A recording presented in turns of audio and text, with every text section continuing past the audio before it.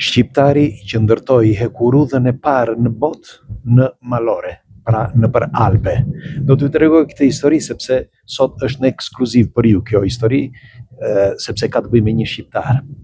Një shqiptar që unë e kam cilësuar si shqiptarin e harruar. Ishte me origjinë shqiptare, nëse ishte arbëresh, atë e kanë harruar edhe në Itali. Dhe tani do t'ju tregoj sepse këtu jam po i afrohem San Morris, do t'ju tregoj vendin. Po shkojmë në San Morris, këtu jemi në Alpe, dhe tani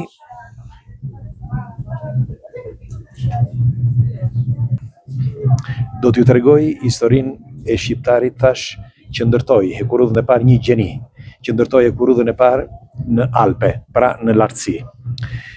Quhej Carlo Gega, ose më mirë si e quanin atëherë sepse kishte një emërtim, e quanin Albagego, meqense ai ishte me origjinë shqiptare.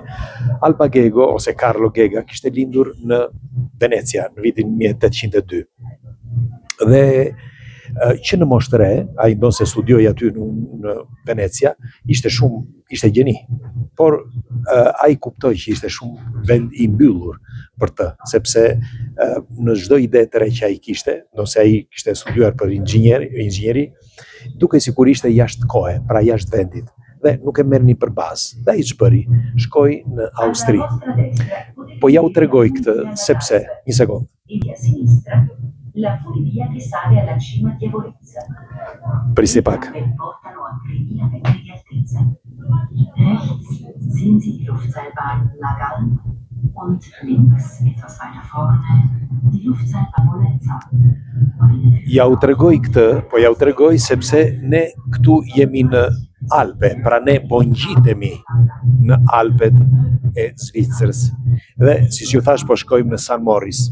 Duhet të dini që nga Italia shkon në San Morris me tren, ky është treni kuqa, i treni i turistëve.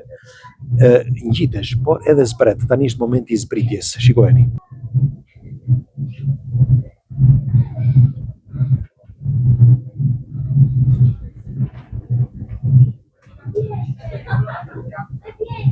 Ne erdhëm nga atje, nga lartësia, pra u ngjitëm dhe pasaj zbritëm. Po e dini se pikërisht ngjitja në malore ishte frut i inteligjencës një shqiptari, pra pikërisht Carlo Gega.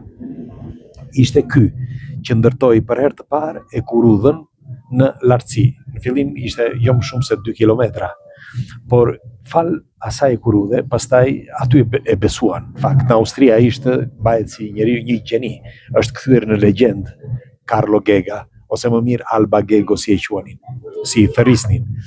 Dhe mirë po në Itali e kanë harruar. Ai rrite nga një familje shqiptarësh, pra arbëresh i spostuar në familja e tij në Venecia.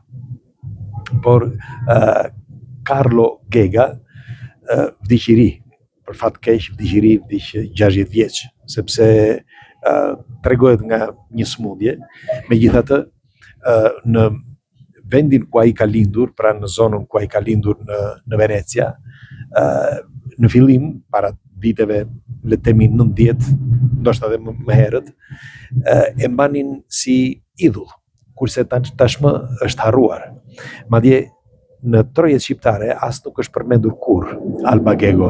Ja u tregova sepse në të gjitha zhvillimet që ka bërë njeriu, po thoj në të gjitha zhvillimet që nga koha e ilirëve ende sot, duket sikur ka gjurmë të një shqiptari. Pra një shqiptar ka aftësinë të gjendet aty në mes, sikur të ketë një rrënjë çdo pjesë e zhvillimit. Pse po ja u them këtë?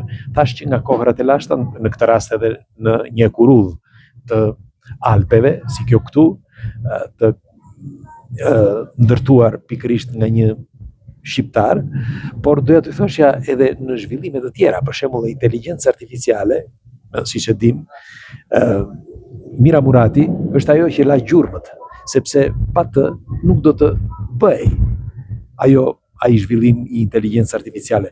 Dikush nga ju do thotë, po pse do ta bënte edhe Altman, ai pronari që ishte, por pikërisht kur erdhi ajo, pra kur ishte një shqiptar aty brenda, u bë zhvillimi, pra I inteligjencës artificiale. Unë nuk dua të shtoj shumë gjëra, sepse dikush shpesher në për këto diskutime këtu të përbashkëta thot që I bët që të gjithë shqiptar, por ky është fakt. Karlo Gegën e gjeni gjithandej, është një informacion që e gjeni, ndonse, siç ju thash, është I harruar, shqiptari I harruar, sepse u harrua jo vetëm nga shqiptarët, po u harrua edhe nga italianët, sepse ndoshta nga origjina, nuk e di. Unë nuk dua të flas shumë, por ndoshta nga origjina, meqense ai ishte, megjithatë nuk e kanë problem këtë, ndonse është arbresh, nuk ishte problem, por nuk e di pse. Nuk e di pse. Megjithatë, ju çfarë mendimi keni për një informacion të tillë? Si është e mundur që me të vërtet në çdo zhvillim, unë kam vërtetuar vetë këtë rastësisht, në çdo zhvillim që ka bërë njeriu, ka gjurmë të një shqiptari brenda. Pra brenda çdo zhvillimi gjendet një shqiptar. Dhe është shumë e çuditshme. Në këtë rast, Karlo Gega ishte ai që e ndërtoi. Por edhe në zhvillime tjera, siç ju thashtë. Megjithatë po ju tregoj vendin tani dhe do të dëshiroj pres komentet tuaja.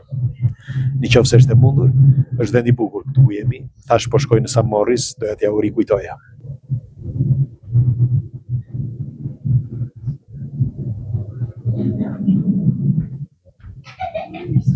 Sa bukur ajo atje. Shikoj. Che bella la casa dei gatti!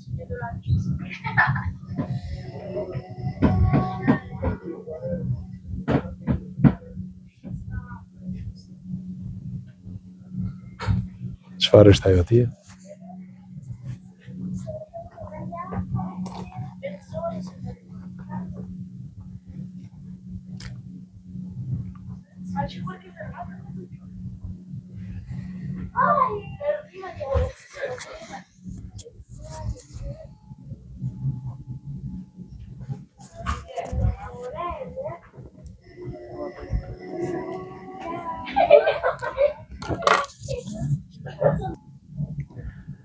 Karlo Gega, ose më mirë Alba Gego, shqiptari që ndërtoi hekurudhën e parë në botë në Alpe, pra që të ngjitet treni në lartësi. E cilësojnë si një gjeni, thash, në Austri është bërë një legjendë, ndonse në Itali ku ai lindi, në Venecia, është harruar, por nga shqiptarët po thuaj I harruar komplet, sepse askush nuk ka folur për të. Unë e kam shkruar në një nga librat e mi para disa viteve, por doja t'ja u kujtoj, me aq sa mbaj mend, sepse nuk kujtohet eksaktësisht e gjithë historia e tij, doja që t'ja u tregoja, por e mbaj mend, bile jam mallëngjyer në atë kohë, u mbushë syt nga historia e tij, se kishte një histori, nuk e di, kishte një lidhje me nënën e tij dhe ishte pikërisht ai shkaku I nënës së tij që ai bëri atë shpikje, pra shpikje që bëri te kurudhës ose trenit që ngjitet në lartësi. Më ka bërë shumë përshtypje. Sinqerisht. Megjithatë, ja u tregoj edhe një herë vendin. Kujt I pëlqen Dëbora, është vërtet vend I bukur. Rrallor.